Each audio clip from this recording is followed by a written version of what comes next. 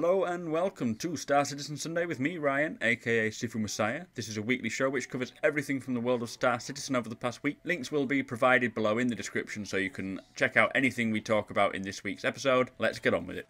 So this week we have 10 for the writers and around the verse. There is a new monthly report, plus your chance to win a Mustang ship game package, so stay tuned. Okay, so there was a 10 for the writers again this week, not 10 for the chairman. Again, I don't think I picked about every question, but only ones that were relevant to gameplay and you know, important factors in the Persistent Universe or the game of Star Citizen. So the first question was, what is the average life expectancy in 2944 or 2945 as is this new year? And because obviously, you know, different technology comes out, medical technology which allows people maybe to live longer. We are living longer than we did 50 years ago, but obviously more diseases and things are catching up with us, like cancer, because we are living longer. What is the expectancy in 2944? And they said it was 150 is apparently the around about age. Because there was apparently Ask a Dev discussion about this, which I never noticed. But yeah, because of medical advances, you know, they didn't want to put it any longer than sort of 200 years, because obviously it's not immortality. You're not going to live forever. But they say that humans will always have a shelf life, but tech improves the way of life rather than the duration of your life, even though it has. But 900 years in the future, God knows what could happen. But yeah, so basically you won't suffer from things, you know, like conditions like Alzheimer's and things like that, where your brain deteriorates, because there'll be better technology to allow your life to be better.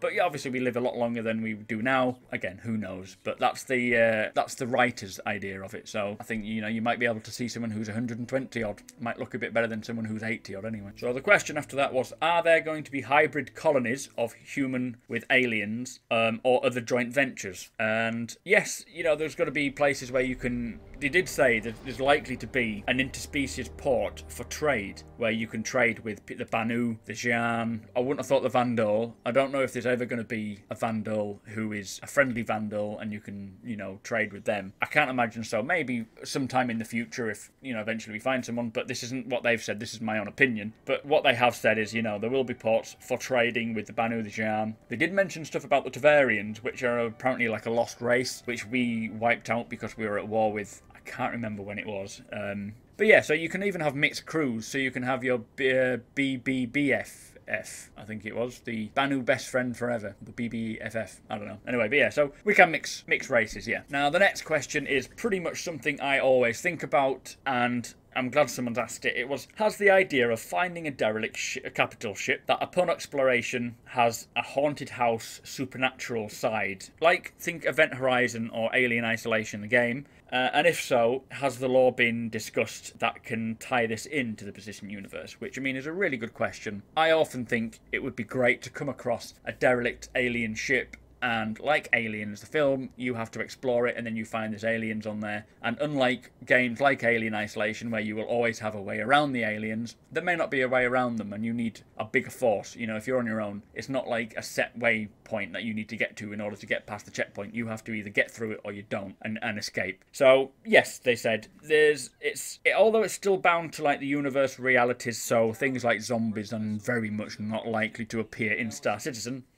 But there are ghost stories floating around in the lore, like the Hades system, for example, which is one of the posts that have come up this week. I'll put a link in the description below. But yeah, he says the idea of, you know, boarding a ship and finding floating dead bodies just around this derelict ship, there's going to be like shout-outs to that, because it is a core part of space exploration. We see it in all sorts of games, Dead Space, all sorts of films. Really, really cool. And one of them said, you know, there'll often be something right behind you, so always turn around. So the last question I chose was, what is the lore approach to nuclear weapons and other weapons of mass destruction, obviously 900 years in the future? And there has been talk of nuclear weapons, they say, more of a design thing than a lore writer's thing. But obviously with it being 900 years in the future, you have things like pirates and other alien races which are a threat. So civilians have access to firepower and weapons more than you see in today's society. Even in America, you know, you can pick up a weapon, but nothing on the scale of what we're seeing with buying a ship and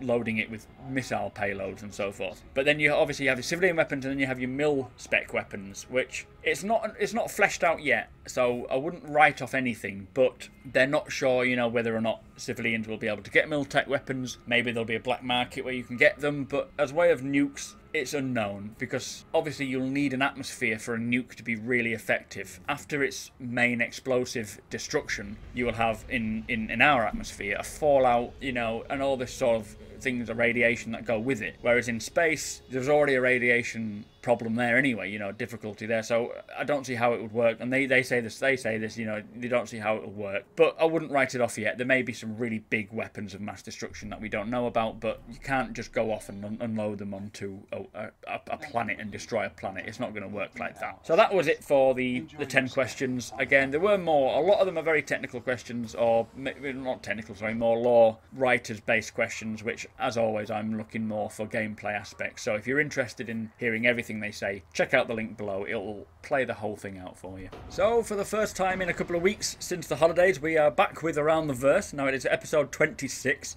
and this week there was Sandi Gardner as usual, but unfortunately Ben Lesnick was trapped on a flight, so they're stuck on a plane. So it was Travis Day who has helped out and stepped in. Now the first thing I want to point out is the mugs. Ever since I saw them with the black official Star Citizen mugs, I've always wanted one. I've got my own non-official white mug which I bought off of eBay, which has your own UEE number on, your name, your handle. But they seem to have these really cool mugs with all the different ships, you know, just the original Star Citizen one. When are they going to release these to us? I really want one, and I've not heard anything about it. But anyway, so they did mention during the sort of startup of Around the Verse that there will be a new 1.0 trailer, which is on its way, which will just be a trailer for version 1.0 of Arena Commander. We shall see when that is released. So, news from Around the Verse, as always, starting with Arena Commander. The existing ship damage and missile trails have been improved for visual effects. So basically they're saying that you'll be able to recognise a missile just by its visual effects. You know, from a distance you can see what type of missile it is, or what manufacturer's, you know, what brand of missile it is. Also, they have done a lot of new damage effects, so that will really play into part with this, with all the explosions and so forth that we see. They have stabilised the matchmaking system, and they're working on the multiplayer. Now, I know when Arena Commander 1.0 was first released before they went on holiday, there was issues with joining the game to start with, but now they're you know, they've sorted that out as much as possible for now, and they are stabilising the whole matchmaking thing. Because I mean, although I didn't actually try to get online and play against real people, I understand it was a bit of a difficulty to do so. So that should be coming on and making it a lot easier for you all. So Squadron 42, the polishing of the ship landing is continued. Now this is something we hear about week in, week out. I really cannot wait to see this. It is basically just as a ship comes into land, manual or auto for the Squadron 42. They are finalising to make it. I mean, this will play in part with the persistent universe as well. It's not just Squadron 42 this will be used. We keep hearing about it. I just want to see it. I want to see how it handles. The proof of concept conversation system is ongoing. Now this is the new conversation system they have, which is going to be a lot better than what we've seen in previous games. Basically, if you walk away from someone who is talking to you, like you often see sometimes in games, you're locked in in a conversation with someone. I think Skyrim was one of the first games where if you decided to leave that conversation, they do end up, you know, still talking, but you have the ability to leave. Now, if you left during a Star Citizen conversation with an NPC character, he will start saying, you know, am I not interesting enough to talk to? Where are you going? Sort of thing. So he'll react to what you're doing, which is really dynamic and good to see. So for the persistent universe, the Astra Armada logo has been updated. Now there are lots and lots of just general companies who all need their own name, their logo, their backstory, and we only know of a handful. There are apparently hundreds and hundreds on a database, like a Wikipedia, of their own for all the different ship companies. So hopefully over this next year we'll start seeing more and more of these companies come to fruition and seeing their brand, their items. Their new mission manager is being skinned, so this is how missions are put together. It'll make it so much more efficient. They're coming up with all this new software that, like the ship pipeline, which will really help produce things quicker. So missions will be able to be written and made in a much quicker fashion. So we should see more dynamic missions being produced quickly. The French font issue has now been fixed. So if you're French and you've been seeing all these silly accents that aren't supposed to be in where they are, because obviously the French language has lots of different accents over certain vowels to make them be pronounced differently, or consonants as well. So yeah, that should be fixed. The Odessa and Mariana landing landing zones are in whiteboxing stage. Now, I'm not too sure which landing zones these are. I don't think they're the Nix system, because that has a different name. It could be the Terra or it could be both on Terra, or they could be Terra and Stanton, depending on where they are. But these are landing zones that we'll see in the Persistent Universe. When the Persistent Universe goes live, there will currently be 3, as the demo, the beta for the Persistent Universe, or the alpha, we'll have 3 landing zones. We have Terra, we have the Nix system, which is your lawless system, and we have Stanton, which is what we've seen in the Persistent Universe demo. There is an image for the Terra location, which I'll show you whenever throughout this video, which looks very cool. So the final thing with the PU is that the relay system concept has continued work. Now, these are what you expect them to be. They are drones, well, probably not expected, but they're drones within space that relay messages. So if you've got a message, you'll send it out via a drone or whatever, or via your messaging system. It's still unreally fleshed out yet. And then each drone will pass it on via jump points. So they'll have to go through a jump point to pass it on, because the transmissions won't just go through that far distance of space. They'll have to go through the jump points themselves, is my theory anyway. So, ships. Now, the Hornet ejection seat is fixed, so if you have been flying around in the Hornet and not been able to eject, you can now. You might as well do it and whip out your pistol and see if you can take out a Vandal. Multiple Vandal ships have entered the grey boxing phase, and there's a full fleet of Vandal ships that we are yet to see. They're not really allowed to announce what they are. We saw an image of one on I think it was the last time we saw Around the Verse, their sneak peek. A very interesting idea, but in my personal opinion, I would prefer not to see these Vandal ships, especially the interiors, because to be honest, we don't know anything about the Vandal, and it's unlikely that we would have, public released the interiors of ships. So, I don't know, it might be interesting to keep the Vandal ships in a secret, so that when we do get into the PU, we see them, and we're like, what the fuck is that, Only my opinion. Tell me what you think. The Starfarer exterior and interior are continued in concept phase. So I think once they get finished of the concept, we shall have a concept sale. So hopefully that'll be soon. Now, the Starfarer is one of the most anticipated. I'm really looking forward to it. And the sneak peek may reveal some new things about it. Not many, but yeah, so that's continuing. And also a little snippet, because Sandi was asking Travis, the Hull C is in concept phase as well.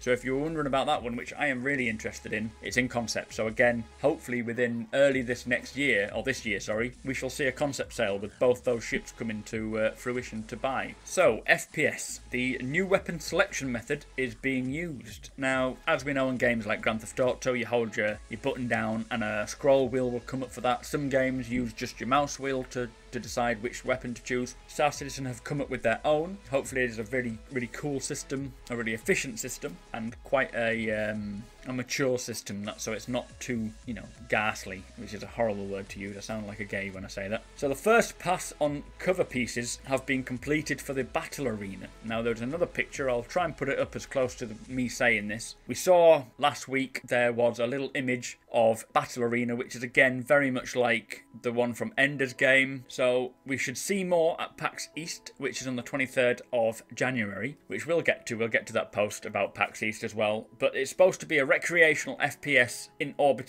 on an orbital space station. So as you can see from the image, if it's up now, it is like a ship in itself, which is very much like Ender's Game. If you haven't seen Ender's Game, watch it. It's a good film, and it'll explain what the battle arena will be like. It's basically where you experience zero-G combat for the first time. Really cool. You won't die. It's like Arena Commander. You can't physically die because it's not the Persistent Universe, so it's like a simulation, basically, within a simulation. So yeah, really cool. I'm looking forward to see more on that. Looking forward to getting into that, really. The speed scale for the fast crawl has been added. So as we know, you can go prone. You can go prone and crawl through vents and other sort of air ducts in space stations, which will be really cool if you're trying to take over a space station and it's full of pirates, and you can get your way to the gravity center just by going through the air vents and then knocking it off. And if there's a lot of stealth to be seen in this yet. But yeah, the prone crawl has a scale of speed. So like in armor, you can crawl slowly, you can crawl quickly, all depending on, whatever you prefer to use. Really cool. So after that, we went over to Mark Bent for Bug Smashers. Now again, I apologise, I don't go into detail about Bug Smashers because I really don't understand much of what he says. I'm not a techie guy. If you are someone who is really interested in what he does by squashing those bugs, then please check it out. I'll put a link in the description below so you can find the Around the Verse. It's about halfway through. But it was to do with shield absorption and missiles, and in 1.0, how much damage the shield shields can absorb and so forth, and there was a bit of an oddity with it, so check it out. Again, I apologise, I don't really cover it too much. So then after that, obviously, we go over to Will for the most valuable post, and it is a community chosen, actually. It was put on the forums by a lot of the community to say thank you to him, who he would, over the holidays, he would host matches, but without missiles. So, I mean, I personally wouldn't have taken part. I prefer to have the missiles and all this, but I haven't really played much of the multiplayer, so it may have been a big ball ache having people firing missiles. I don't know myself, but a big shout out and thanks to that guy for doing that. So the interview with James Pugh was with Patrick Solario, who is the Associate Technical Designer. So if you want to see all the questions from the community that were asked to him, please check that out. Again, links are there below. And then finally, as always, with Around the Verse, the sneak peek. Now, as mentioned before, it is the Starfarer, and we see the Starfarer. It's obviously the grey boxing or the white boxing, I'm not sure which one. But we see like a refueling pod below it. We've got all the different fuel canisters below that is obviously stored with all different types of fuel. I don't think it's refined fuel, but I wouldn't be surprised if you can transport refined and unrefined fuel. But it looks like it's a ship that you can use to refuel while in space, a lot like when you see Air Force One flying along and it gets refueled by the ship, by the big refueling plane. It just has this rod that can pump up the engines again. It sounds like that will be part of the gameplay with the Starfarer, so if you have bought a Starfarer and you want to have a role in a big community, you can use that to refuel all your crew and all your members. Really important in the battle, really. But yeah, that was it for Around the Verse. Let's move on. So obviously we have transitioned from December to January, which means we get a new monthly report for the December month, and starting from each studio in turn, we start with Santa Monica, the CIG Santa Monica studio, and engineering, fixing the new 1.0 bugs. And 1.0.1 will be coming later this week, which I can't remember what it says it fixes, just a few little bits. They're working on flight characteristics for the Cutlass due to the community feedback, which I know when I flew it, it was completely different to any of the ship, but it is a different kind of ship because it's the only one with the thrusters as they are, you know, the spin and so forth, really unusual. But they're working on it to make it more realistic, to make it more part of the game. They are working closely with Ilphonic and Art, completing the visual and functional changes to the ship hoods, which is a big part. Ilphonic have actually helped to get the visor hood on the helmets rendering properly as well, which is what we are currently seeing in Arena Commander, because I think it's currently the only the Aurora that really uses its heads-up display, whereas every other ship uses the helmet's visor as a hood. So design, new ships, new weapons, and balancing for 1.0. They have been working on that all of December. Obviously, it's a big patch, so the majority of what has been said in this monthly report is to do with the 1.0 patch. And the difficulty with the ships is that with all the systems being interconnected, one slight stat change can really have a cascading effect throughout the entire system. So if they do something and it completely messes with every other system, they have to retrace everything and alter it. So it's a big deal trying to get it all up and running. And we only see the final product, or the product we see, whereas really it's taken a lot of time and effort to get to that. So we are all grateful for that. All the weapons and items will change depending on community feedback. So I know I bought the Sawbuck, which is one of the weapons. It's like a triple barrel. I think it's a ballistic weapon, and it was very pew pew pew. It wasn't really a beefy sort of weapon, which when you look at it, you think it will be. And I'm hoping they're going to update all the weapon sounds because they are very sort of minimalist at the moment. So for the art department, as we know, there are 14 new flyable ships. They all needed paint jobs, they all needed damage states, and they all needed visual effects. So there was a big job getting all that done. And also the visual effects for the weapons, the impacts, the thrusters, they have all needed a big step up in visual fidelity, which they have done. And I must say, playing not even properly alpha, is it really, of Star Citizen, even playing that, when I go back to other games which I thought were visually like really high in fidelity, they just don't compete anymore. Crazy. So the art department are also locking down solid manufacturer style guides and standardizing the weapon construction. So each manufacturer will have its own unique look, its own unique style, which you will be able to recognize, like you do in the modern day world. In this world, not the modern day compared to 2944, is it? But we know now that certain manufacturers, you can can tell it's their brand, especially cars, because of past experiences. So they're really locking down on the style guides so that we know, we can recognise the manufacturer just by looking at the ship. So CIG in Austin, we are moving over to that studio now, and the art department for that studio, they are working on characters and props. So that includes things like the concept art for all the NPCs on the ArcCorp and Terra systems, and also all the props found on the space station. So they are also working on the initial look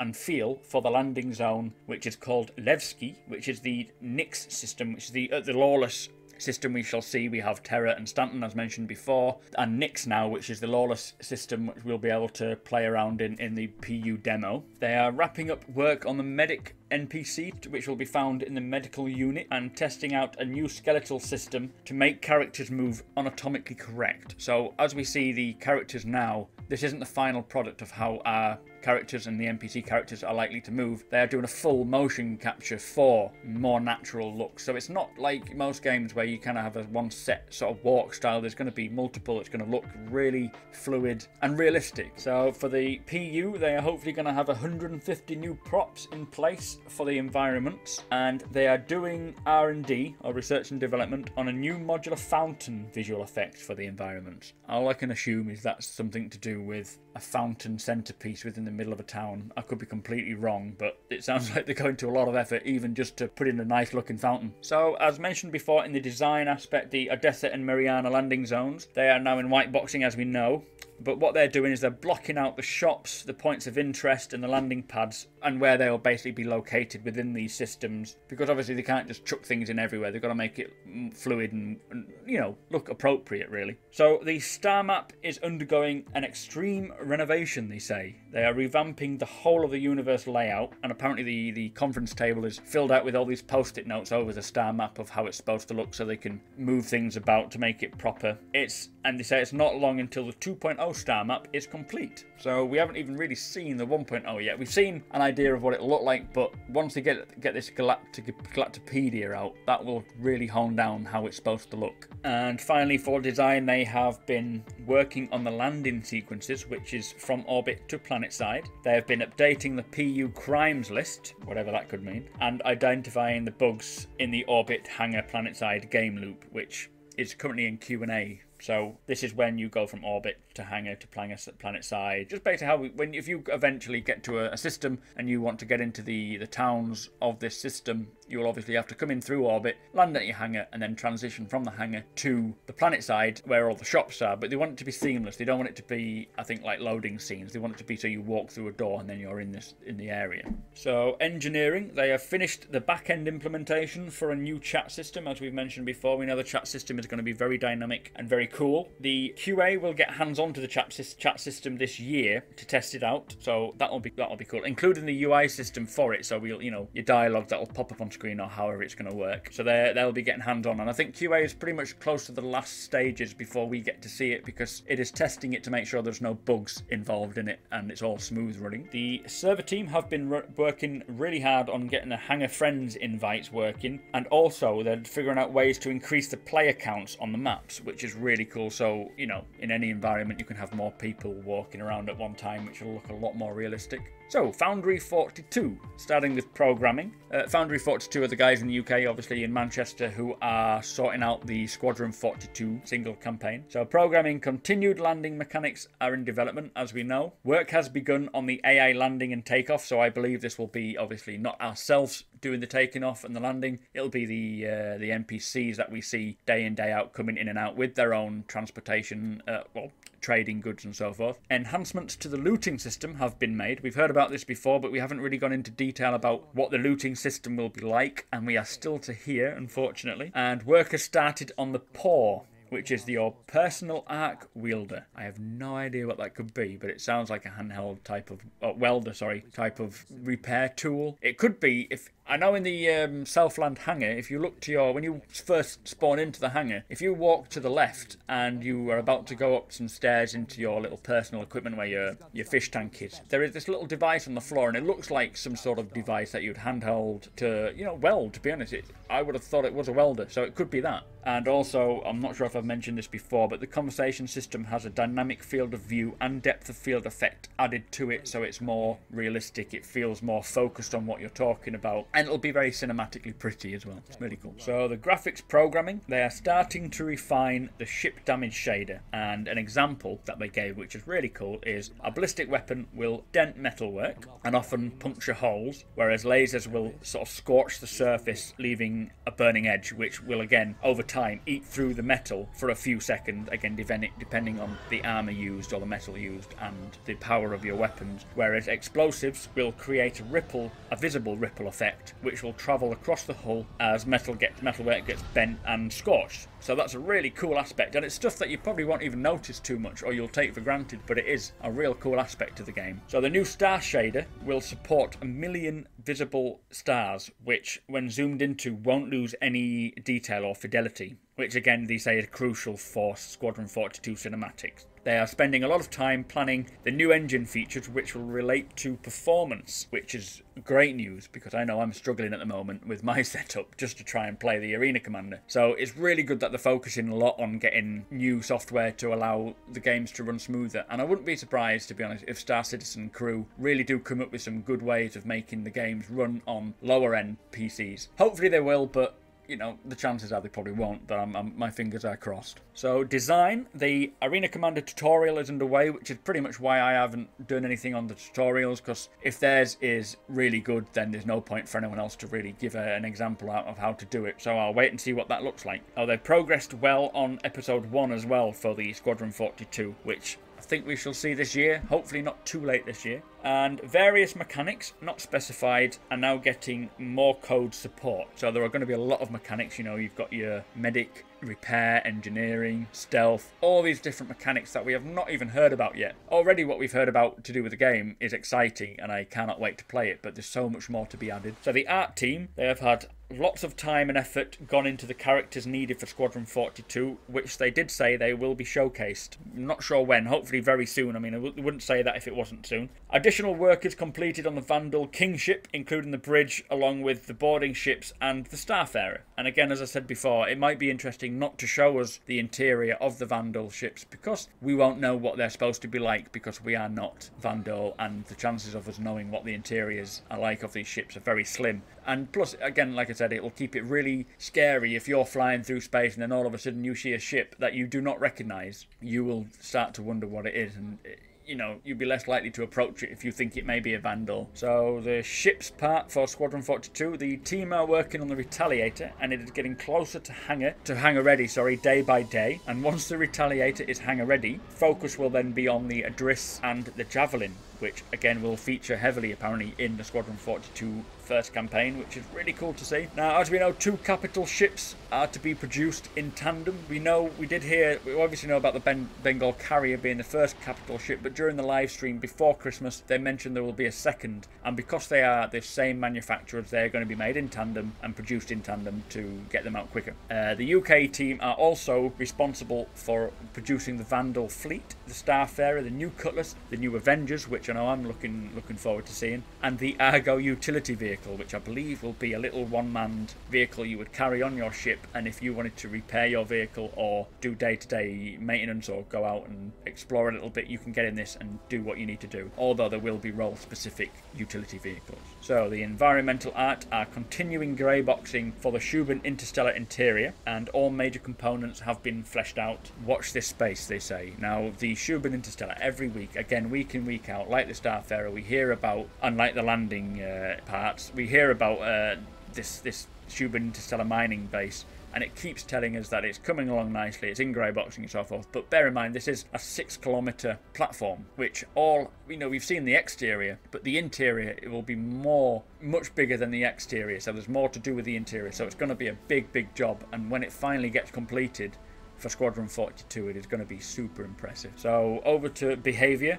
and their studio, starting with design. They are hard at work designing and building planet-side locations. Some shops are now partially functional, which is really cool to see. And through the Mobiglass, which is your little mobile device that's attached to your arm, you can access the shops in 2 ways. Now, this is going to be an app like on a mobile phone, like on a smartphone, which is called the Easy Shop app, where you can either view the shop catalogue through your arm and just flick through all the items available in the shop using this catalogue, or you can use the augmented reality, where you can, I think, walk up to a certain item in a shop, hold your Mobiglass up to it, and it'll tell you the details about it and the price using like a hologram type screen. And then obviously you move on to the next one, it'll give you the details about that next coat or weapon that you're looking at, and then you can buy it through your app as well. So lots to do with the Mobiglass, but really cool to see the direction it's going in. They have also started on the player's inventory, and there's a new elevator system to rule them all, is what they say, which is basically how you would transition your friends into hangars, and from hangar to planet side. I think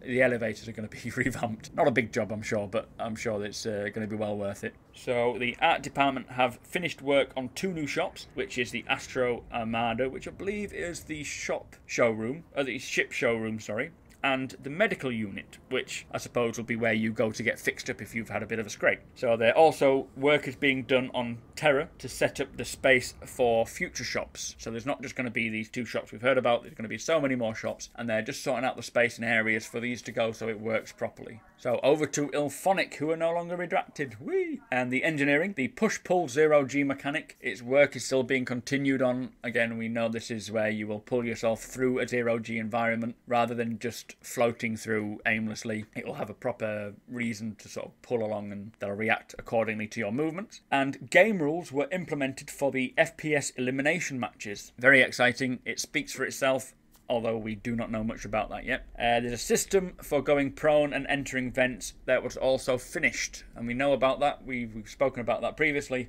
Excellent stuff. So, animation. There was a mocap shoot, which we heard about was going to happen either late December or early January, I can't remember, but it's happened. There's new animations have been captured, and everything for the FPS department has been captured as well, which is really cool, so we should see our characters moving more naturally very soon. The art side of things, they are finishing the remaining props for the Gold Horizon station, which is the station that we saw during the FPS demo. Now, this is probably going to be the platform for the FPS module, so all the props for that station have been finished, and it's all looking good, I bet. Oh, this included things like gym equipment, they say, and like wall decor, like clocks and so forth. Whether or not the clocks are working, I doubt, because it's an old rundown station, but we shall see. So, concept work has been completed for a zero-G specific level, a sniper rifle, and a grappling attachment for your pistol, which I think is awesome. So hopefully the sniper rifle will be used again, obviously, in larger maps. I suppose if you can have a good stealth system, then you can use a sniper rifle.